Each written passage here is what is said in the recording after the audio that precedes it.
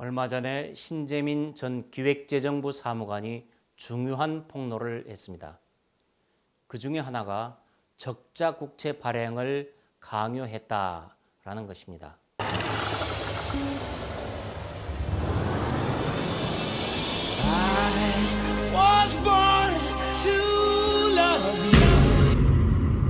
국채, 채권인데 나라에서 발행하는 것이죠.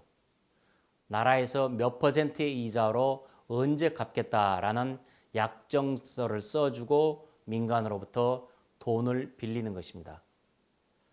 이 적자 국채를 발행을 하겠다라는 건데 실무 공무원들이 안 된다라면서 막아냈습니다. 이때 바이백, 금리 인상 이런 말들이 등장하는데 경제 용어라서 조금 설명해 드리도록 하겠습니다. 바이백, 바이 산다, 백 거꾸로 되돌려서, 그러니까 바이백, 내가 팔았던 그 물건을 다시 되산다. 우리말로 하면 그냥 되사기입니다. 어려울 게 없습니다. 국가에서 채권을 발행했던 바로 그 채권을 되산다 이 얘기입니다. 그래서 2017년 11월 15일 채권시장에서 이전에 국가에서 발행했던 것을 1조 원어치를 되사기로 약속을 했었습니다. 이미 한 달 전에 예고를 했던 건데 그것을 하루 전에 갑자기 안 하겠다. 채권을 내가 바이백, 되사기를 하지 않겠다라고 발표했던 것입니다.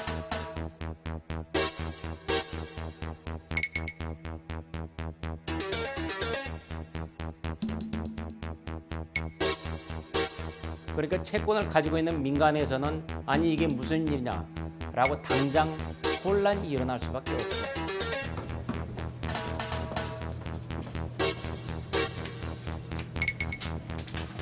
국가에서 바이백, 채권을 되사겠다라고 약속했다가 안 하겠다라면 시장에서 어떤 일이 생기겠습니까?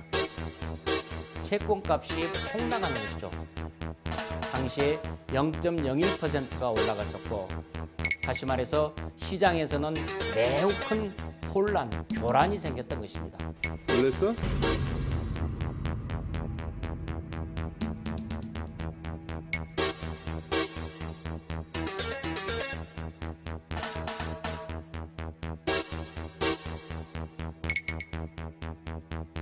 자, 그러면은 정부에서는 왜 그런 일을 벌였을까요?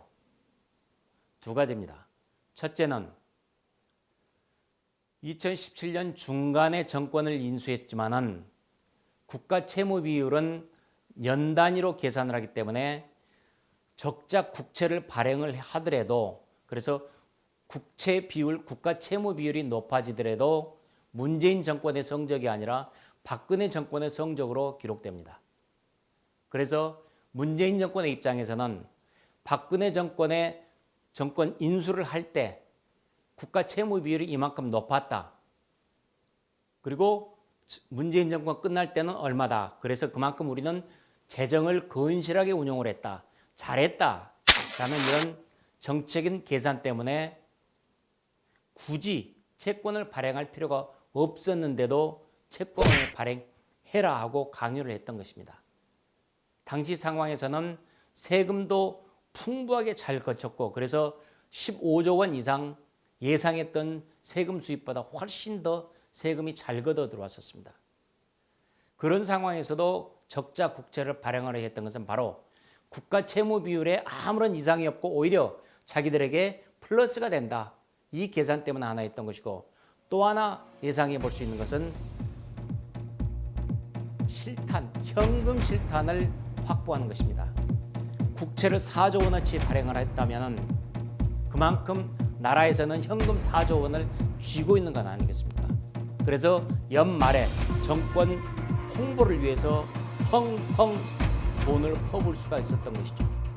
바로 그 두 가지 계산 때문에 적자 국채를 발행하려 했던 것으로 보입니다.